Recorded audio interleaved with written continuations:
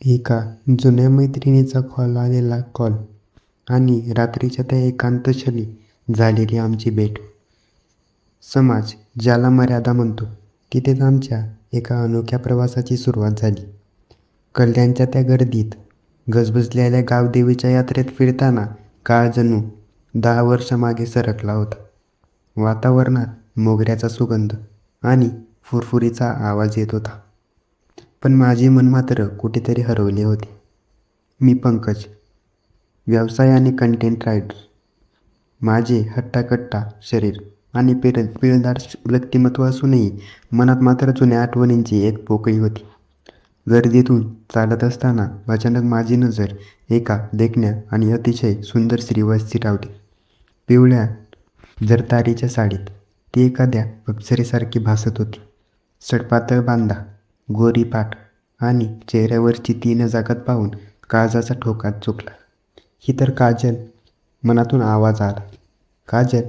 मी हाक मारली आणि ती वळे. तिने ते बोलके डोळे क्षणात लपले. पंकू, तू इथे? तिने विचारले आणि माझ्या मनातील धडधड वाढली. 2016 सालची माझी कॉलेजची मैत्रीण आज इतक्या वर्षांनी समोर आली होती. तिच्या गळ्यात मंगळसूत्र होते, म्हणजे ती आता कुणाची तरी पत्नी होती. तिने तिच्या सासूबाईंची माझी ओळख करून दिली. आम्ही एकमेकांचे नंबर घेतले आणि निरोप घेतला. पण तिच्या त्या नशिल्या नजरेने मला घायल केलं होतं. रात्री घरी आल्यावर जुन्या दिवसांच्या आठवणींचे काहूर माजले. ते कॉलेजचे दिवस, आमची खोडकर मस्ती आणि एकमेकांसाठी असलेली ती ओढ.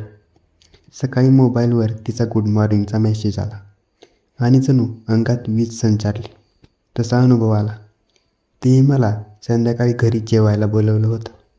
ऑफिसमध्ये दिवसभर माझं लक्षच लागत नव्हतं.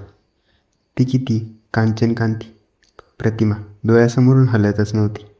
संध्याकाळी मी तिच्या आवडीचा निळा टी-शर्ट घातला, जास्मिनचा परफ्यूम मारला आणि काहीतरी सुखावणारे घडे या अपेक्षेने तिच्या घरी पोहोचला.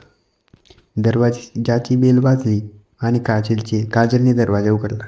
चॉकलेटी साडीत ती एखाद्या मोहक स्वप्नासारखी दिसत होती. हे पंकज, आत ये. तिने मधाळ हसून स्वागत केले. घरात तर कोणीच नव्हते. तिची सासू गावाला गेली होती आणि पती कामानिमित्त बंगळुरूला. काजल, तू मला एकटं का बोलवलंस? मी थेट विचारलं.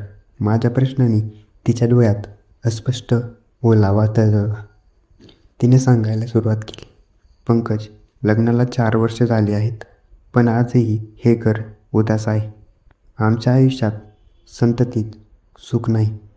डॉक्टरांच्या मते प्रॉब्लेम माझ्या नवऱ्यात आहे आणि आम्ही खूप विचार केला आणि एका अशा व्यक्तीचा शोध घ्यायचं ठरवलं ज्याच्यावर आम्ही डोळे मिटून विश्वास ठेवू शकू. तिने माझ्या डोळ्यात पाहिलं. तिच्या नजरेत एक गूढ चमक होती. काल तुला पाहिलं आणि माझ्या नवऱ्याशी बोलून मी हा निर्णय घेतला. आम्हाला तुझ्याकडून बाळ हवंय. तू आमच्या आयुष्यातील ही मनाची पोकळी भरून काढशील का? तिचे बोलणे ऐकून माझ्या मनात हुरहुर वाढली. हा केवळ शारीरिक हव्यास नव्हता, तर एका विश्वासाचा आणि भावनिक बंधाचा प्रवास होता. मी तिचा हात थोडं हातात घेतला. तिचा रेशमी स्पर्श मनाला बुरळ घालत होता. काजल, तू माझ्यावर पूर्णपणे विश्वास ठेवू शकतेस, मी म्हणालो. आमची नजरानजर झाली आणि शब्दांची गरज संपली. बाहेरील वातावरणात गुलाबी थंडी जाणवू लागली, पण आत मात्र उष्णता वाढतच होती. मी हळूच तिच्या मागे जवळ गेलो. तिच्या मानेवर माझ्या श्वासांचा उबदार स्पर्श होताच तिने आपले डोळे मिटून घेतले. मी माझा हात तिच्या कमरेभोवती वेधला आणि तिला स्वतःच्या मिठीत घेतलं. हा स्पर्श अतिशय कोमल, तरीही तितकाच उत्तेजक होता. थांब, आधी दरवाजा लावून घे. ती मिश्किलपणे पुटपुटली. मी वळून दरवाजाची कडी लावली. आता त्या घरात फक्त आम्ही दोघेच होतो आणि एक रम्य शांतता होती. मी तिच्याकडे पुन्हा वळलो तेव्हा ती बेधुंद होऊन माझ्याकडेच पाहत होती. आमच्या या प्रेमाचा अनोखा प्रवास आता एका नवीन वळणावर येऊन ठेपला होता. दरवाजाची कडी लागली आणि त्या बेधुंद खोलीत जुनं एका गुपित सुखाचा सुगंध दरवळू लागला. काजल तिथेच उभी होती. तिचे ते चंचल डोळे आज तितकेच मधोस वाटत होते. मी हळूच तिच्या जवळ गेलो. तसा तिच्या हृदयाची धडधड मला स्पष्ट ऐकू येत होती. बाहेर भयान शांतता होती आणि आत आमच्या श्वासांची वाढलेली उष्णता सगळंच कसं स्वप्नवत वाटत होतं. मी हळूच तिचा हातात आपल्या हातात घेतला. तिचा तो मौशार आणि रेशमी स्पर्श माझ्या अंगावर शहारे आणत होता. काजलने लाजून मान खाली घातली. तिच्या त्या लागवी मिठाच्या चेहऱ्यावर एक वेगळीच नजाकत दिसत होती. काजल, मी अगदी हळुवारपणे तिचे नाव विचारले.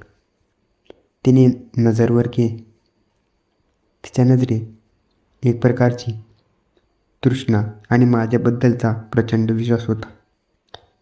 मी माझा हात तिच्या मखमली गालावरून फिरवला तेव्हा तिच्या शरीरातून एक जणू वीज संचारली. तिने डोळे मिटून घेतले आणि माझ्या स्पर्शात स्वतःला झोकून दिलं. मी तिला हळूच आपल्या मिठीत घेतलं आणि माझे पिळदार हात तिच्या लवचिक कमरेभोवती वेधले गेले. ती माझ्या छातीवर विसावली तेव्हा तिच्या श्वासांचा उबदार स्पर्श माझ्या मानेवर जाणवू लागला. त्याच क्षणी मला जाणीव झाली की हे केवळ एक शरीर सौख्याची ओढ नव्हती, तर दोन जीवांच्या भावनांचा संगम होता. पंकज, मला खूप अस्वस्थ वाटतंय रे, ती अस्पष्ट स्वरात म्हणाली. घाबरू नकोस काजल, मी आहे ना, असं म्हणत मी तिच्या मखमली त्वचेला स्पर्श केला. तिचा तो मोगऱ्याचा सुगंध संपूर्ण खोलीत बेधुंद करत होता. मी तिच्या हनुवटीला स्पर्श करून तिचा चेहरा वर उचलला. तिची ते लाल ओठ थंडीतल्या गुलाबाच्या पाकळ्यांसारखे थरथरत होते. त्यांच्यातील अंतर आता पूर्णपणे मिटलं होतं आणि एक उत्कंठ चुंबनाने आम्ही जगाचं बाण हरपून बसलो होतो.